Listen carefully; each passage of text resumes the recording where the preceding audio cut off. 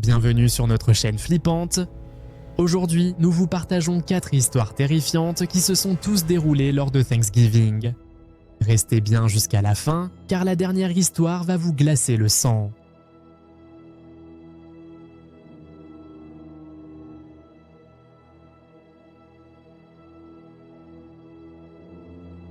Cette première histoire remonte à plusieurs années quand notre témoin avait environ 12 ans. Sa famille se rendait chaque année chez grand-mère pour Thanksgiving. Il y avait toujours beaucoup de monde, ils regardaient le football et partageaient une grosse dinde. Cette année-là, vers 15 h, la maison de grand-mère était devenue très bondée. Le témoin et son petit frère sont sortis se promener dehors. Grand-mère possédait une grande propriété avec des bois de chaque côté de la maison. Elle vivait vraiment à la campagne, les maisons étaient très espacées. Les deux garçons se promenèrent dans le jardin. Il avait un peu neigé, le sol était un mélange de neige blanche et d'herbe verte. Ils finirent par s'aventurer dans les bois sur le côté de la propriété. C'est alors qu'ils remarquèrent que quelqu'un. Il y avait un homme debout à environ 10 mètres de distance. Il semblait assez jeune, mais était définitivement un adulte. Il portait un t-shirt et un pantalon de jogging, ce qui était étrange car il faisait assez froid dehors. Quand il les remarqua, il leur fit un signe de la main. Puis il leur cria « Salut » d'une voix amicale et commença à s'approcher. Quand ils arrivèrent près de lui, il se présenta et dit qu'il s'appelait Oscar. Il leur expliqua qu'il vivait à côté et pointa du doigt. On pouvait voir une maison à travers les arbres dans la direction qu'il indiquait. Il leur demanda ce qu'ils faisaient là, ils lui dirent qu'ils étaient venus pour Thanksgiving. Les trois discutèrent pendant quelques minutes de choses basiques. Finalement, le témoin dit qu'il devait rentrer. L'homme leur dit alors qu'il avait besoin d'aide pour déplacer sa nouvelle machine à laver du garage jusqu'à sa maison. Il leur demanda s'ils pouvaient l'aider. Le jeune garçon ne se sentait vraiment pas à l'aise avec cette demande et ne voulait pas le faire. Il lui dit qu'il était désolé, mais non merci. Puis lui et son frère commencèrent à s'éloigner. L'homme dit qu'il comprenait et commença à remonter vers sa maison. Ils traversèrent les bois, ce qui leur prit environ 5 minutes pour revenir. Quand ils étaient presque arrivés, le garçon était sûr d'avoir entendu quelqu'un marcher derrière eux à une distance assez importante. Il se retourna mais ne vit rien. Les deux frères rentrèrent à l'intérieur juste à temps pour le dîner. Alors qu'ils s'asseyaient, grand-mère leur demanda comment c'était dehors dans le jardin. Ils lui racontèrent qu'ils avaient parlé aux voisins d'à côté. Elle eut l'air surprise quand ils dirent cela et leur demanda de quel voisin il s'agissait.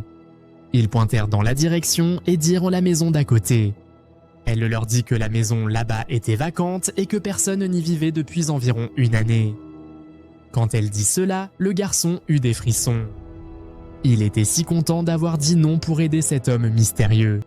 Si cette histoire vous a donné des frissons, imaginez ce qui suit. Abonnez-vous dès maintenant et activez la cloche de notification pour ne manquer aucune de nos histoires terrifiantes. Quand notre deuxième témoin était enfant, toute sa famille se réunissait pour Thanksgiving. Une année, il nettoyait la maison la veille de Thanksgiving et ses parents cuisinaient quelques tartes. Il y avait une odeur formidable dans toute la maison, mais il était occupé à prendre des choses à l'étage pour les descendre au sous-sol. Cela libérait plus d'espace pour tout le monde. Leur sous-sol n'était pas fini, mais ils y stockaient beaucoup de choses. Il y avait même un coin avec un tapis et une télé où il jouait parfois aux jeux vidéo. Sa mère lui demanda de remonter quelques chaises supplémentaires qu'il gardait également là-bas. Il alla dans le coin arrière derrière les escaliers où elle se trouvait. C'était la partie la plus effrayante du sous-sol selon lui, car c'était vraiment au fond et dans le coin. Alors qu'il atteignait une chaise, il crut entendre un bruit derrière lui. Puis, à environ 5 mètres sur sa droite, à côté d'une grande boîte, il vit une personne ramper lentement.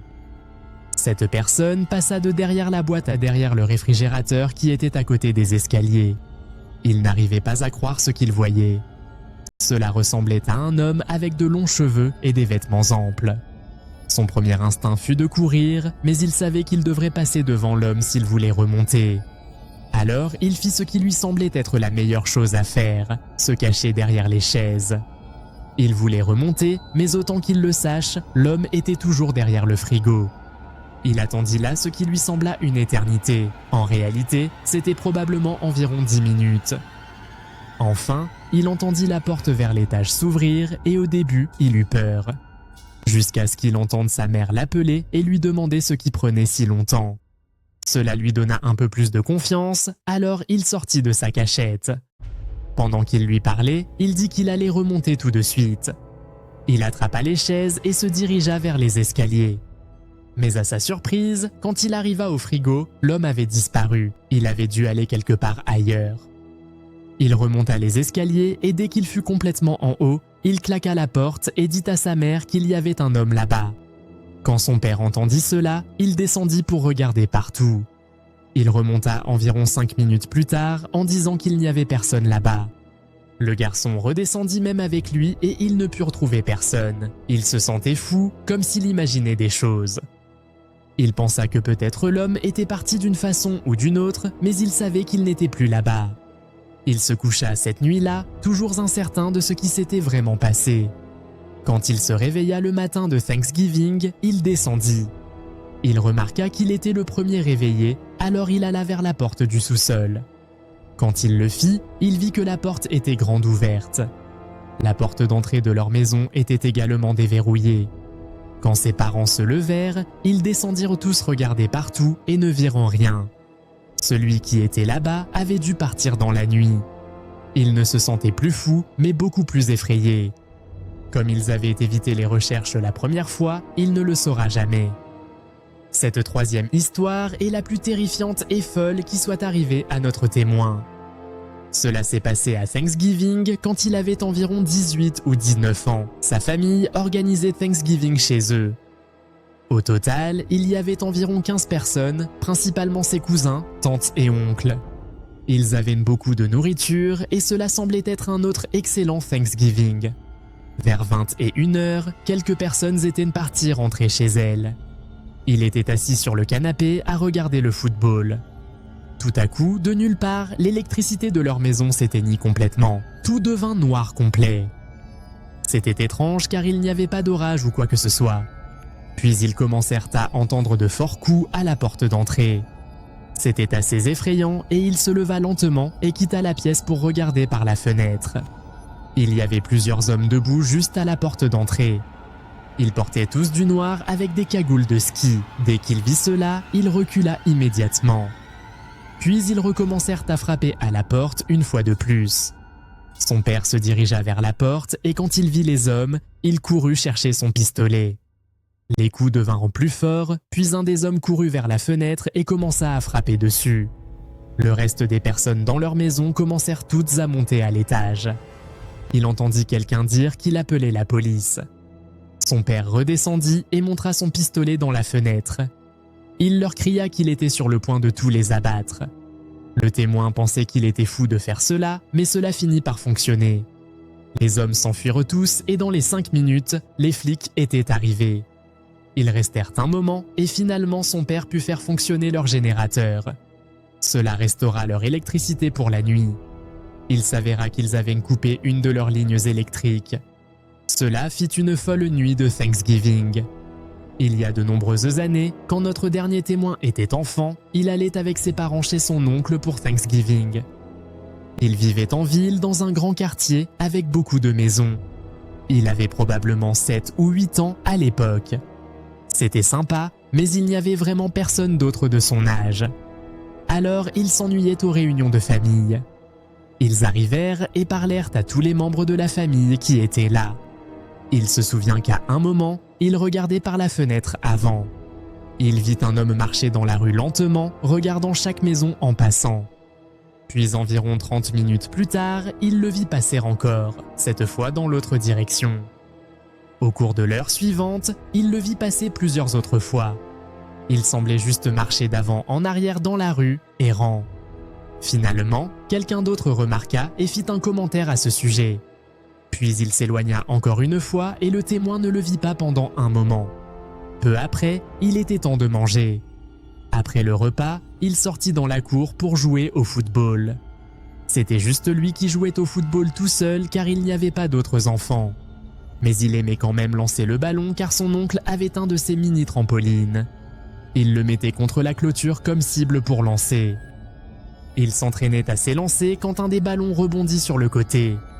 Quand il alla le chercher, il vit qu'il était à côté d'un buisson épais.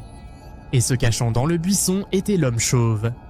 Il paniqua et courut jusqu'à l'intérieur en criant. Il courut vers ses parents et leur dit ce qui s'était passé. Ils sortirent, mais l'homme était parti. Son oncle regarda autour de sa cour, puis marcha dans la rue pendant un moment. Il pensait que l'homme avait dû être effrayé. Quelques heures passèrent et la plupart des gens rentrèrent chez eux. Il n'y avait plus que lui, ses parents et sa tante et son oncle qui discutaient dans la cuisine.